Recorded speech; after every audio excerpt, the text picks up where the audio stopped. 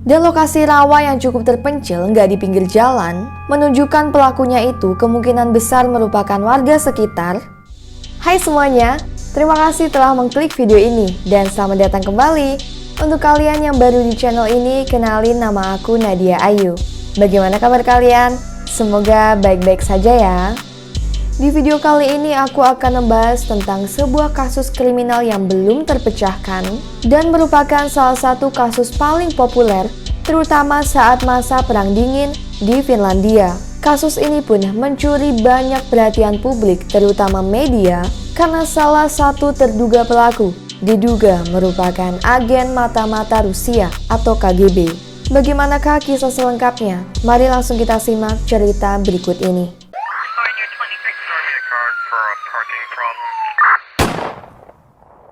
Sebelum lanjut ke pembahasan, yuk klik tombol like dan subscribe channel ini, serta silakan nyalakan loncengnya untuk update video terbaru.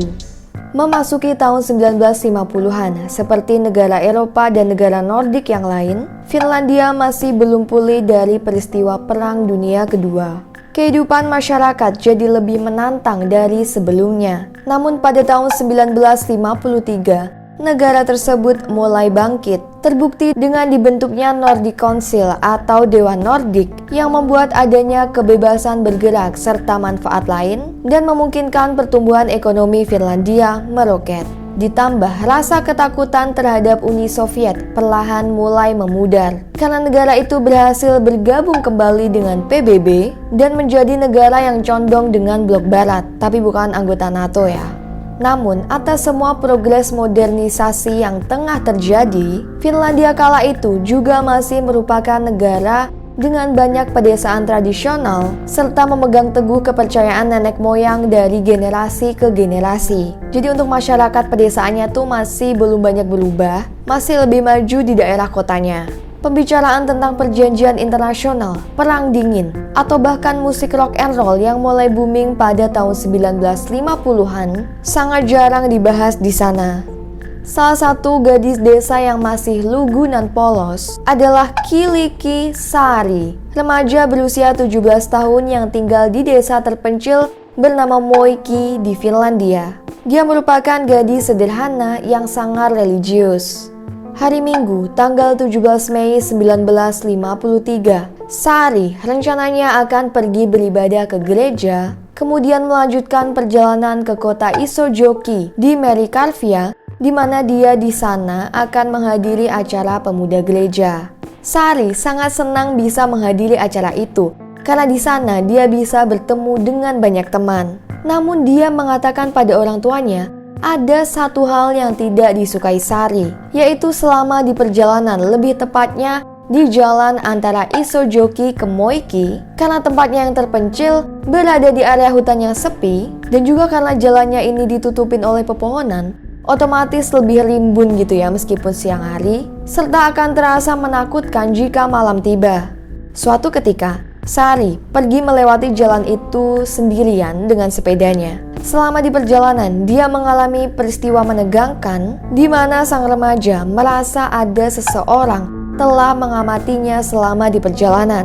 Ya di area hutan itu, Sari yang ketakutan lalu bersembunyi di rumah terdekat. Dan dari rumah itu, dia menelpon keluarganya sambil menangis, memohon kepada ayahnya untuk datang menjemput, takut kalau di jalan beneran kenapa-napa gitu ya. Ya udah, akhirnya dijemputlah sama sang ayah. Udah tuh, next, minggu depannya, Sari kembali menghadiri acara pertemuan gereja dan acaranya itu berakhir pada jam 10 malam. Tapi kali ini Sari sedikit tenang karena temannya, Maiju, bilang sama dia bakal nemenin Sari selama di perjalanan pulang. Karena arah rumah mereka itu sama, lumayan lah jadi nggak sendirian di jalan.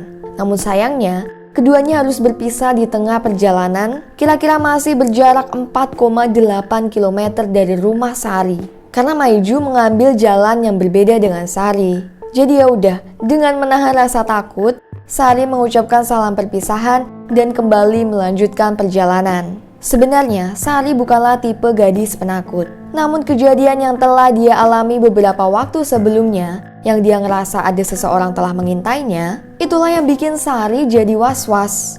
BTW, jalan yang dilewatin Sari ini meskipun berada di area hutan, namun belum pernah ada laporan kasus tentang kejahatan di sana. Jadi ya cuma sepi aja, namanya hutan tapi nggak berbahaya. Itu kenapa mungkin yang jadi alasan orang tuanya, santai aja anaknya lewat situ malam-malam sendirian.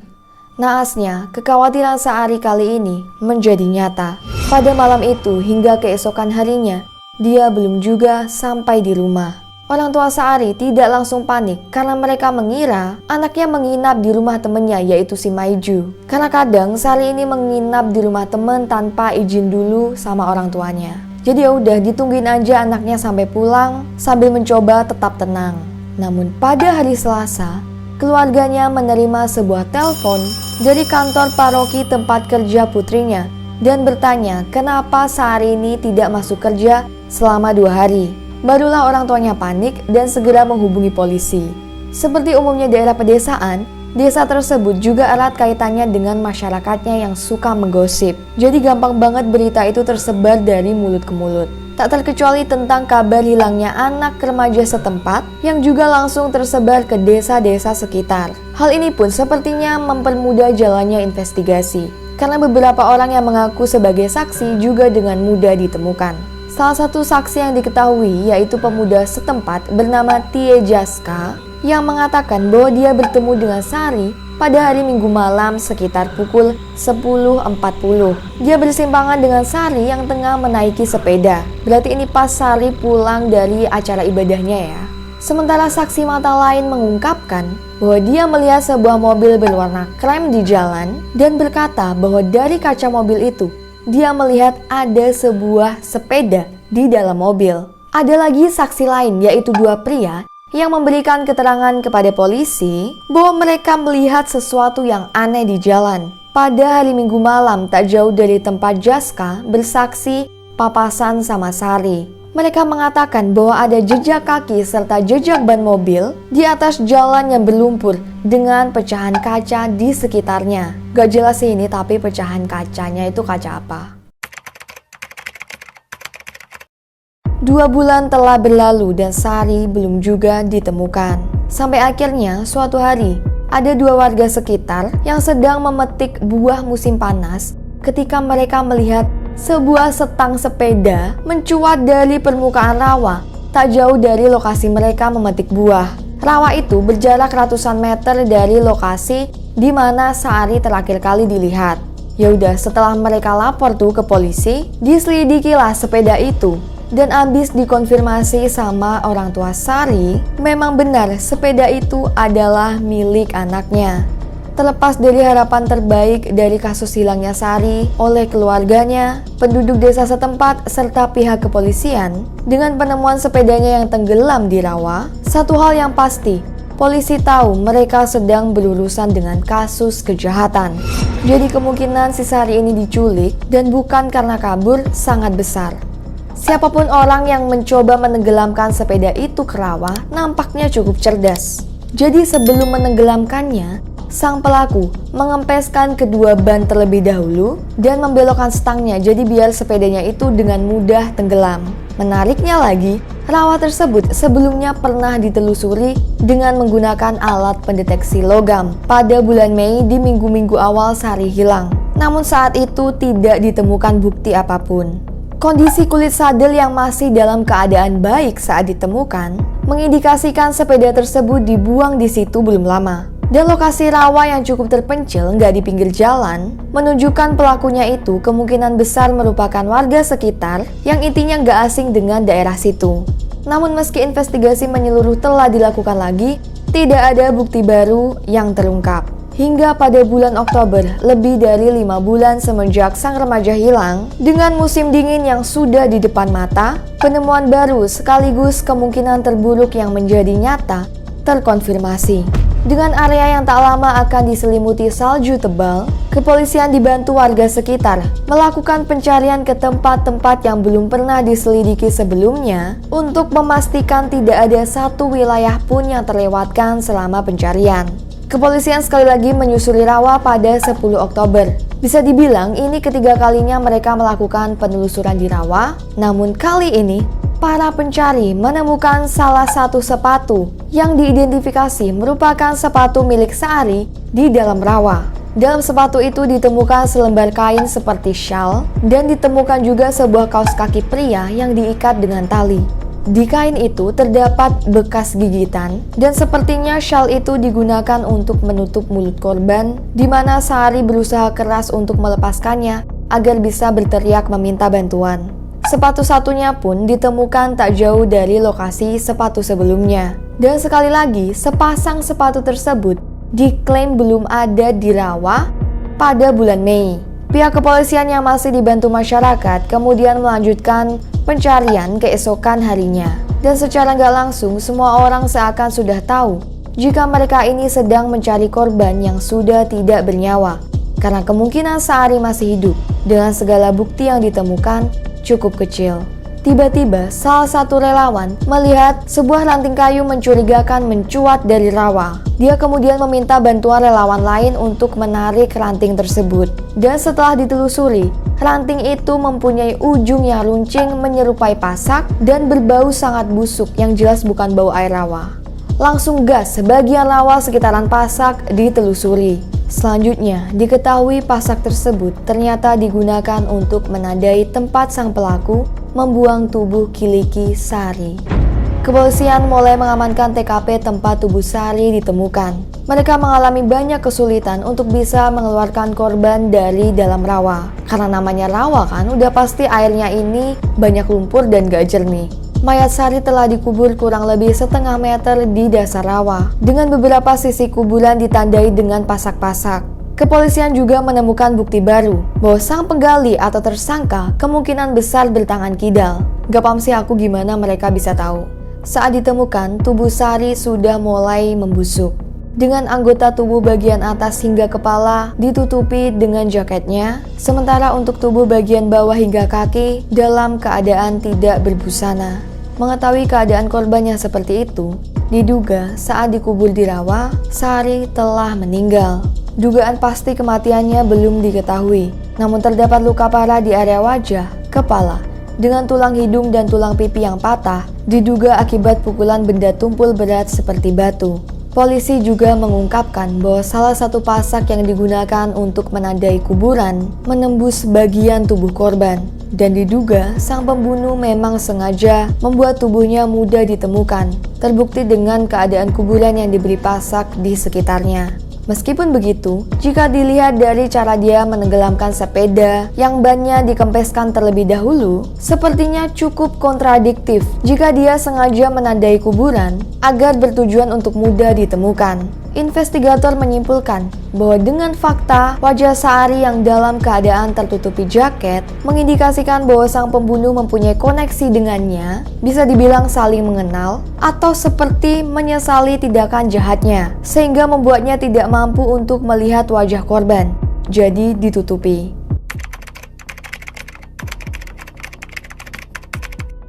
Profil kriminal yang berhasil dibuat kemudian menunjukkan bahwa sang pelaku kemungkinan berjenis kelamin laki-laki berusia 30 tahun dan diduga merupakan orang setempat yang telah merencanakan kejahatan dengan cermat.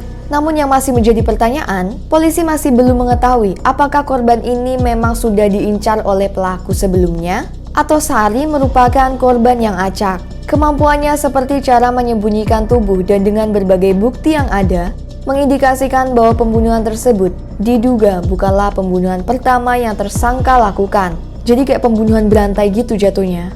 Dengan fakta pencarian korban yang juga melibatkan warga sekitar, kelihatannya tak mustahil jika pelaku selama ini berpura-pura ikut menjadi relawan untuk menghindari kecurigaan. Ini serem sekaligus ironis ya.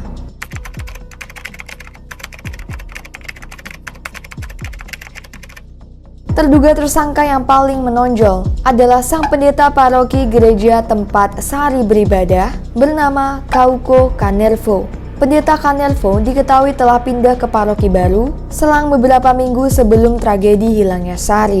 Dan Saari sempat menulis sebuah surat untuk beliau yang berkaitan dengan masalah agama. Polisi pun menyelidiki latar belakang sang pendeta. Kauko Kanervo adalah predator seksual yang menargetkan remaja-remaja wanita. Dan dia juga secara pribadi meminta Sari untuk bekerja di kantornya. Meskipun dia telah membantah semua tuduhan yang diajukan, setelah 3 tahun berselang, kepolisian menerima sebuah laporan bahwa sebelumnya dia pernah melecehkan seorang remaja berusia 16 tahun. Setelah diinterogasi, dia pun akhirnya mengaku bahwa Kanervo ternyata pernah melakukan pelecehan terhadap Sari selama remaja itu bekerja di tempatnya. Dia juga pernah dipulangkan saat menjadi relawan di Afrika karena terbukti melakukan pelecehan terhadap beberapa wanita di sana. Namun, hubungan gelap yang tengah dia jalani dengan pembantunya saat itu sepertinya memberikan sanggahan kuat karena malam saat Sari menghilang, sang pembantu bersaksi bahwa semalaman Kanervo tengah bersamanya. Putrinya juga mengkonfirmasi bahwa malam itu ayahnya berada di rumah di daerah Merikarvia pada jam-jam sekitar 20 menitan sebelum Sari diduga menghilang. Ditambah jarak rumahnya yang sejauh 64 km dari jalan rumah Sari, nampaknya cukup mustahil bahwa dia pelakunya. Bisa dibilang buat menempuh perjalanan 64 km dengan waktu 20 menit cukup mustahil ya, apalagi dengan menggunakan mobil pada tahun 1950-an. Akhirnya, sang pendeta pun dinyatakan bukanlah tersangka pembunuhan. Iya, memang dia pernah melecehkan, tapi yang diselidiki polisi sekarang adalah pelaku pembunuhan Sari.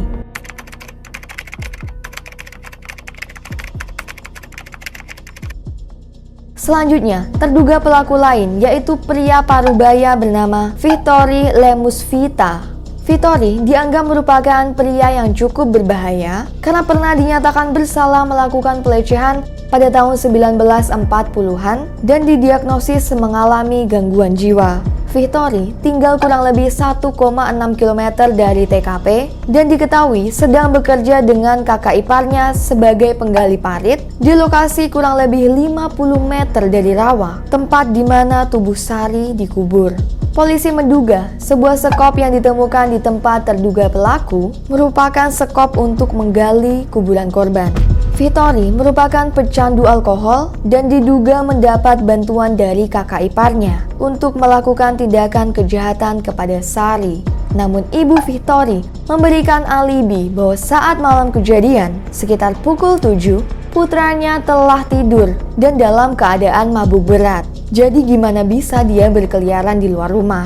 Vittorio ini sebelumnya pernah diinterogasi waktu tubuh Sari belum ditemukan. Pada saat itu, dia mengatakan bahwa Sari sudah meninggal dan tubuhnya tidak akan pernah ditemukan gitu. Namun saat interogasinya kali ini, dia menarik ucapannya dulu, mengatakan bahwa dia tidak sepenuhnya sadar dengan hal yang diungkapkan dan hanya merupakan bualan karena dia dalam kondisi setengah mabuk. Ditambah juga dia ini kan terbukti mengalami gangguan jiwa, jadi pernyataannya dianggap kurang kredibel. Terlepas dari keterangan itu, serta tidak ditemukannya bukti yang kuat, Vittorio pun tidak bisa dinyatakan bersalah. Setelah semua interogasi berakhir, Vittorio dimasukkan ke rumah sakit jiwa untuk menjalani pengobatan.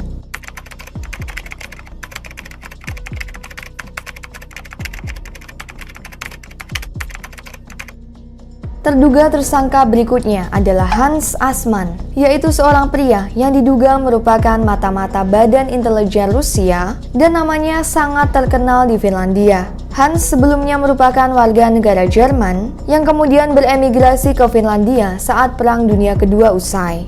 Hah? Ini gimana? Warga negara Jerman, tapi diduga adalah mata-mata Rusia. Ceritanya, dia dulu merupakan anggota dari SS atau Schutzstaffel yang merupakan organisasi keamanan dan militer besar milik Partai Nazi Jerman dan pernah bertugas sebagai penjaga di kamp konsentrasi Auschwitz. Setelah jatuh cinta dengan salah satu wanita Yahudi di kamp itu, dia menjadi kecewa dengan ideologi yang dianutnya. Dan setelah ketahuan bahwa dia mau menjadi pembelot, Hans dikirim bertugas ke medan perang yaitu di front timur yang mencangkup area konflik di Eropa Tengah dan Eropa Timur.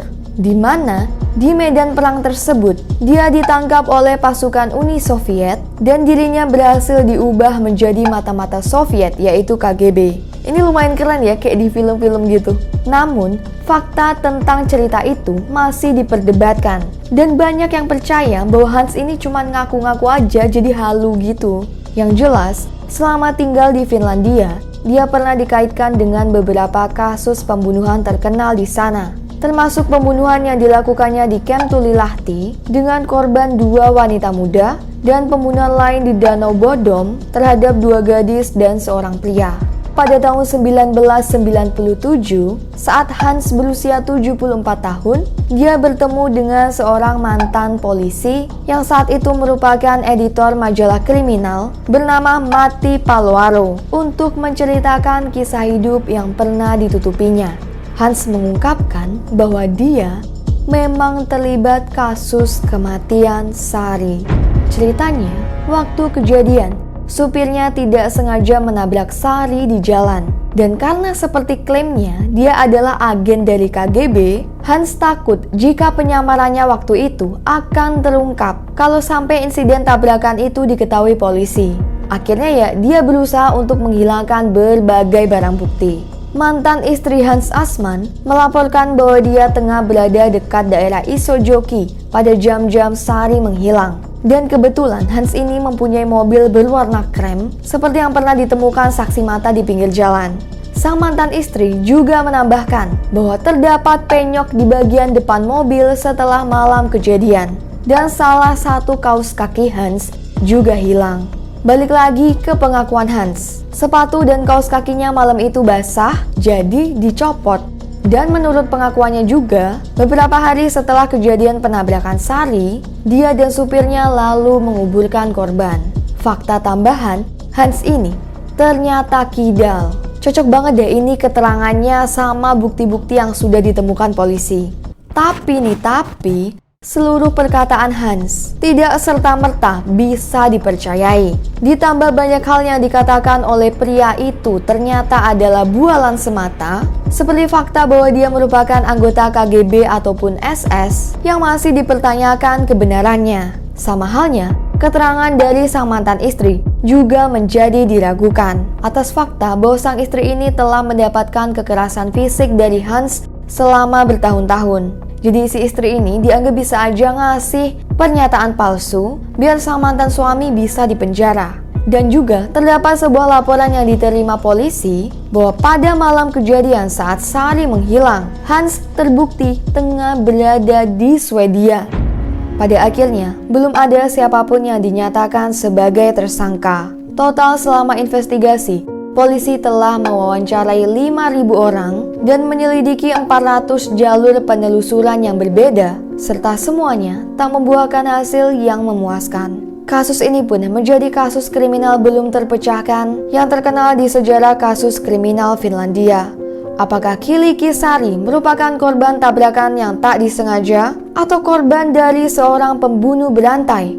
Apakah dari awal dia merupakan sasaran kejahatan atau kematiannya adalah pembunuhan acak yang dilakukan oleh pelaku? Hingga saat ini, kasus tentang siapa pelaku yang bertanggung jawab atas kematian Kiliki Sari masih belum terpecahkan. Itu tadi tragedi yang masih penuh teka-teki. Kalau menurut kalian gimana? Kira-kira Sari ini meninggal atas motif apa? Atau kemungkinan apakah Hans Assmann memang pelakunya seperti yang dia jelaskan sendiri? Silahkan tulis pendapat kalian di kolom komentar ya. Anyway, terima kasih telah menyimak cerita tadi. Dan jika kalian suka dengan channel ini, jangan lupa like dan subscribe ya. Nantikan video selanjutnya dan sampai jumpa.